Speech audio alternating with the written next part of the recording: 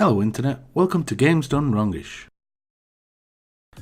Today we will be taking a look at the first two Xbox Games with Gold titles for October 2017. These titles are GORN Home and Rayman 3 HD. Hi Mom, so I got my ticket home from Europe. I get back on June 6th, but it's a really late flight because that was the cheapest, so it gets in at midnight. But don't worry, I'll get a shuttle from the airport so you don't have to pick me up. Like really seriously, you don't have to.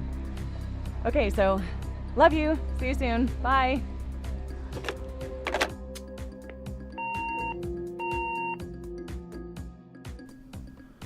GORN Home is a small indie game that has been labelled as a walking simulator in some parts of the internet. To be fair, that sums it up rather well. You play the game as Katie Greenbrier. Katie has been away from home travelling around Europe and returns home at the start of the game. She arrives suddenly and without much notice, and when she gets there, the house seems to be empty. Your first puzzle is to find a way inside. Once you have done that, you can set about trying to work out where everyone is. This seems to be the main aim to the game, I think.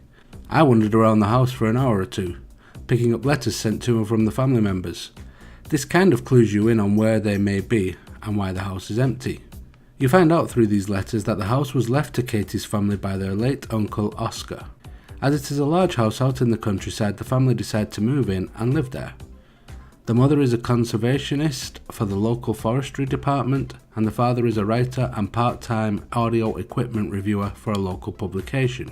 Katie had finished school and was touring Europe, so moving to the new house was not that difficult for them.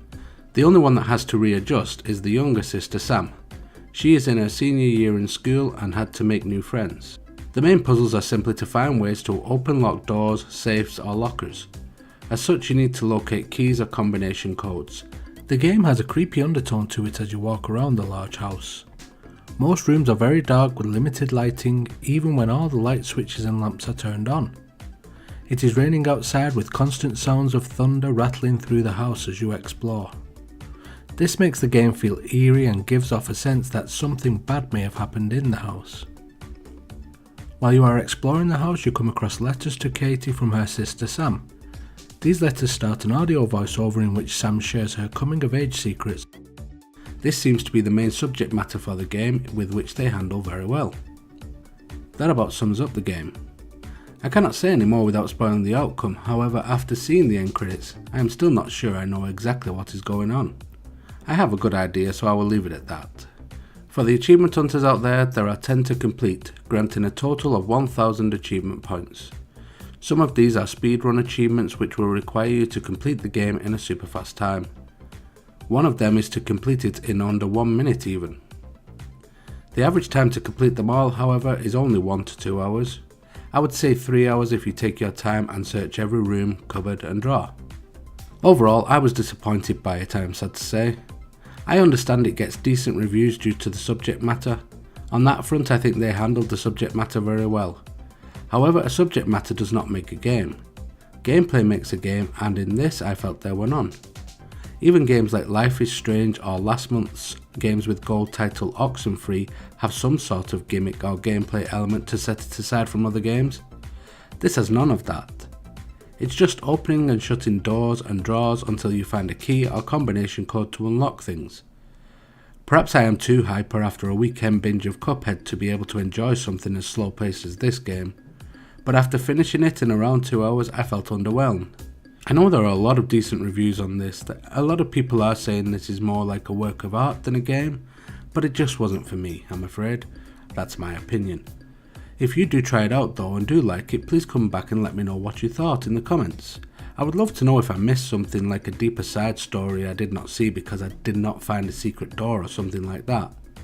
So let me know. Thanks. Rayman 3 HD is part of the long-time Rayman series produced and developed by Ubisoft.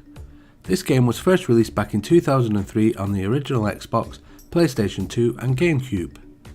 It has not aged all that well.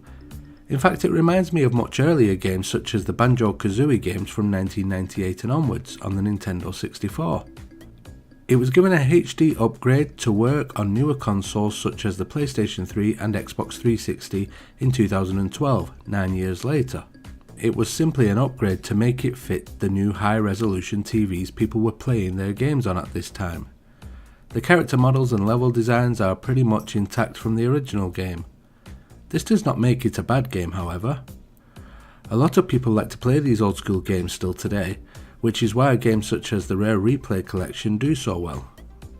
In the game you play as Rayman, a gangly fellow that has a floating head, body, hands and feet.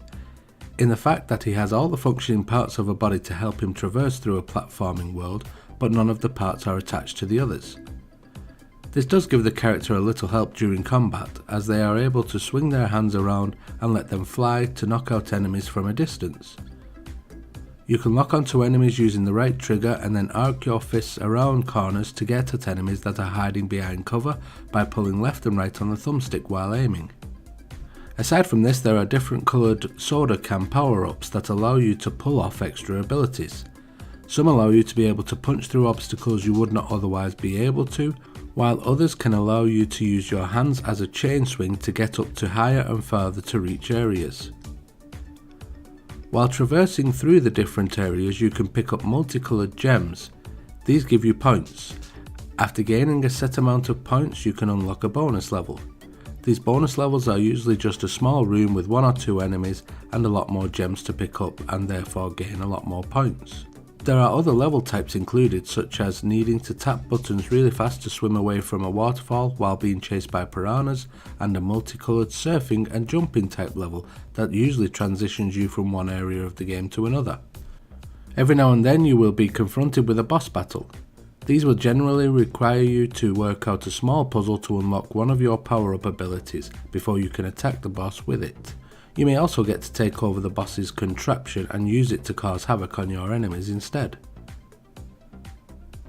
For the achievement hunters out there, there are 12 achievements to complete. However, as this was an Xbox arcade title originally, collecting them all will only net you 200 achievement points. The estimated time to do this is 30 to 35 hours. Overall, as I stated earlier, the game has not aged well. I feel there are better Rayman games available on the Xbox One right now, such as Rayman Legends and Rayman Origins. However, if you prefer the old school platformers such as this one, there is a lot of gameplay to be had with it. The boss fights seem inventive enough to offer a challenge. The different power-ups you gather to change the way the game feels and plays for a brief spell can be a welcome change of pace if you have been stuck trying to work out how to get to the higher ledge in the last area for a while. The game does also offer around 15 hours of gameplay on average, double that if you want to collect all of the achievements, so it's not a bad little title to have in your back catalogue. That wraps up this week's Games with Gold titles for Games Done Wrongish. I will be back in 2 weeks' time with a quick overview of the next 2 Games with Gold titles, which are Medal of Honor Airborne and the Turing Test. See you then. If you like this video, please support the channel in any way you can. Like, comment, subscribe, or go that one step further and become a patron on my Patreon website, which is at www.patreon.com/GDWI. Thank you, and until the next time, goodbye.